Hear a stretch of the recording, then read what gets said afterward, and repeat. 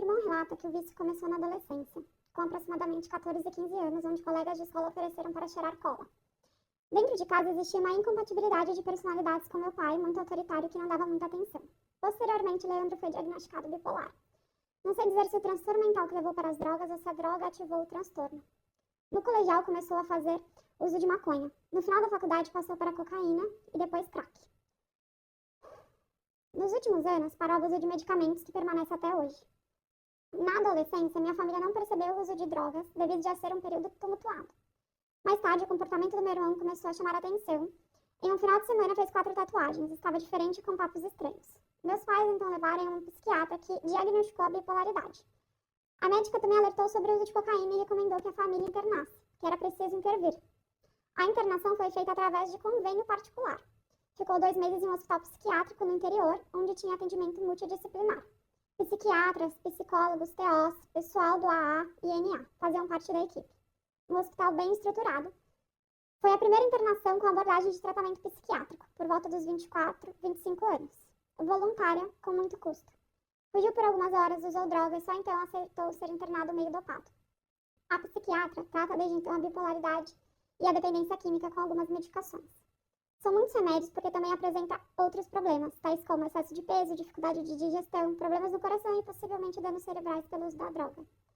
É muito inteligente, tem facilidade para aprender as coisas, mas tem dificuldade de concentração e não termina nada do que começa. Não dá continuidade nas atividades que inicia. Toda a família foi envolvida no tratamento. Indicaram amor exigente para participarmos. Para meus pais não foi uma experiência boa porque causou muitas brigas e discórdia quanto à abordagem da dependência química. Após a primeira internação, ficou bem durante um tempo, casado durante 6 anos como arquiteta. Chegou a trabalhar como fisioterapeuta em alguns lugares como voluntário. Ao final deste período, era possível perceber muitos efeitos colaterais dos medicamentos, como ganho de peso, impotência sexual, queda de cabelos, letargia e inchaço, o que afetava sua autoestima e o casamento. Não estava mais conseguindo manter um tratamento adequado, usou drogas, esposa descobriu e acabou o casamento. Ele voltou a morar na casa dos meus pais e a usar drogas. Após alguns meses com a convivência difícil com meu pai, roubou seu carro e foi para o interior, em um pequeno apartamento da família. Ficou lá quase 6 anos, o que também ocasionou a separação física dos meus pais, já que a minha mãe decidiu ficar com o filho. Foi um caos. Meu pai se sentiu abandonado, rejeitado, pai e filho não se viam nem se falavam. Neste meio tempo, tentou 2 vezes o suicídio, ingerindo muitos medicamentos. Se arrependeu e foi levado pela minha mãe para o hospital. Foi então encaminhado para o CAPS para dar continuidade ao tratamento. A assistente social ligava para minha família e falava da importância do prosseguimento e assiduidade nos atendimentos. Durante o período que morou em São José dos Campos, foi apenas 2 vezes ao CAPS. Sempre usou sua inteligência para manipular as pessoas e a situação. Queria ir ao psiquiatra do convênio e em um mês foi em 3 diferentes para conseguir mais medicamentos, trocando um vício pelo outro, hábito que perdura até hoje. Trocava crack e cocaína por medicamentos da farmácia, que conseguia com muita facilidade. Minha mãe sabia e encobriu o filho, pois preferiu o vício em remédios às drogas, ficando endividada. Qual foi o impacto do vício na minha família? Viramos codependentes. Todos sofremos até hoje com o que acontece com meu irmão. Meu pai foi o que menos se envolveu, não aceitava a situação e considerava a bipolaridade frescura. Não sabia o que era. Quantas drogas considerava o filho mau caráter, folgado, um perdido. Queria excluir o filho. Também ficou fisicamente separado da esposa que optou por cuidar do filho. Isto gerou uma revolta nele. Minha mãe faleceu há quase 4 anos. Até hoje, receber um telefonema fora do horário é motivo de muita preocupação e mal-estar. Fico nervosa com pensamentos tristes e o que o pior aconteceu. Quando os meus pais moravam em São Paulo, chegavam a buscar meu irmão até na Cracolândia. Meu irmão perdeu tudo. Ele tinha um apartamento, carro, emprego. Hoje não tem nada. Mora numa clínica desde que a minha mãe faleceu. Também ficou um tempo internado, foram 3 meses em um hospital psiquiátrico. Após permaneceu quase 1 ano numa comunidade terapêutica, que é como uma fazenda só para homens. Lá ele tinha palestras, reuniões do AA e do NA semanalmente. Eles focam bastante a parte de religiosidade, muito forte no tratamento. Exatamente como o que ele está morando hoje, que é para dependente químico numa clínica que é semi-aberta em São Paulo. Como ele recentemente abusou de medicamentos, Ritalina, e teve uma crise, foi transferido para uma outra clínica fechada que trabalha muito a parte da espiritualidade. O tratamento lá se baseia no programa do NA, dos 12 passos. Eles batem muito forte sobre o impacto também na família, sobre se colocar no lugar do outro. Meu irmão recebia apoio diretamente da minha mãe e meu, e indiretamente do meu pai e do meu marido. Quando percebíamos que ele estava ficando mal, tentávamos outra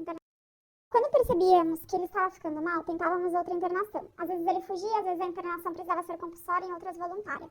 Em diferentes clínicas e hospitais. Todas as vezes que o Leandro voltava a usar drogas, a família tentava resgatá-lo, por bem ou por mal. Quando era internação compulsória, tinha que chamar a ambulância, ele era contido e levado para um hospital. Lá ele ficava 2 a 3 dias isolado, tomando remédios até se restabelecer e acalmar.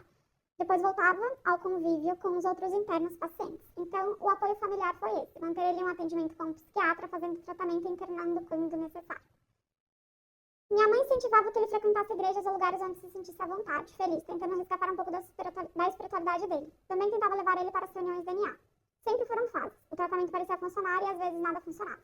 Ia para a terapia, ao NA, tudo certinho. Num piscar de olhos tudo mudava. Ele ficava meses trancafiado no apartamento, ficando dias sem tomar banho, sem sair da cama, prostrado. Há 20 anos atrás, eu era muito nova, não sabia o que era tudo isso. Sobre o vício e a bipolaridade. A minha família também ficou muito perdida. Meu pai achou que era frescura, que não tinha nada a ver, que era coisas da cabeça da psiquiatra.